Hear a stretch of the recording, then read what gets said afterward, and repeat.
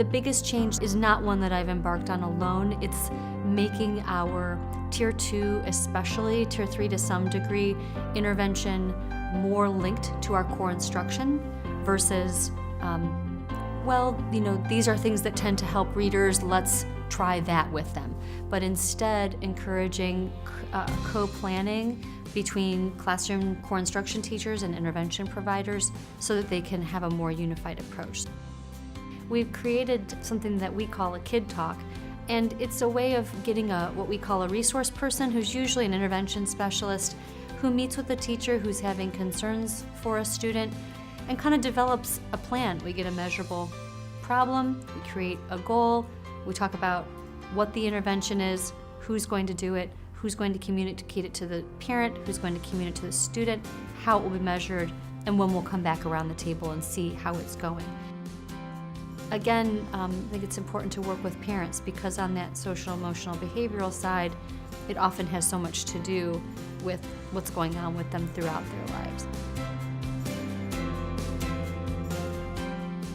It's really important to set all of the programs around learning.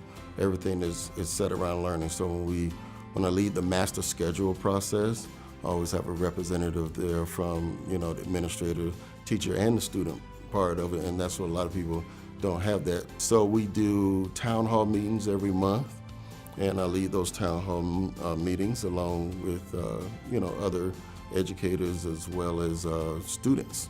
And we actually look at the data for that month or that previous month and say, this is working well or this is not working well, or what's some things that we like to see in the school. And also, every teacher serves as an advisor with 18, 20 kids. So that person becomes really influential of how this student is experiencing school with a positive relation with one adult, at least one adult in the building. Feedback is just a part of the culture, and that has been a large focus of mine. So now it's become incredibly embedded in what we do, and a lot of that feedback, culture happened after I was willing to take feedback very publicly, and I think that's important. In any administrative job that I've had over the past decade, that's something I've done. So I will ask teachers to evaluate my performance anonymously, and then I share the results and I share the action steps of what I'm going to do to improve.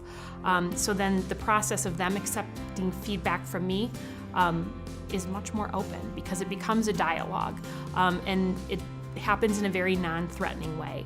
We're always looking to build leaders inside of our building. So every teacher is a leader and every assistant principal or administrator is a leader in the building. So we're always looking to grow the assistant principals so they have more leadership capabilities.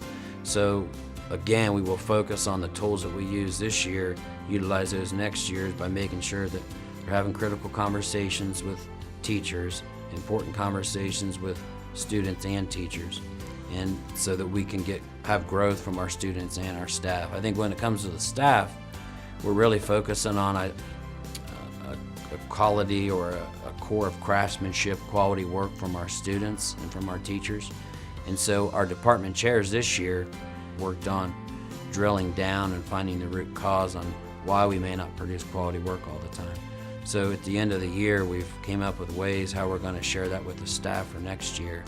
And I think that's how we're going to start next year off. So we're going to let everybody know what quality work looks like from the district going down. And then we're going to share with them ways they can produce quality work in the classroom. So I know those are two goals right off the top of my head that we're going to look at and really focus on next year.